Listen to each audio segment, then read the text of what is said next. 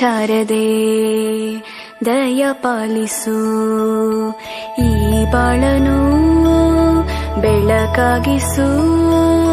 ಹೇ ಶಾರದೆ ದಯ ಪಾಲಿಸು, ಈ ಬಾಳನು ಬೆಳಕಾಗಿಸು.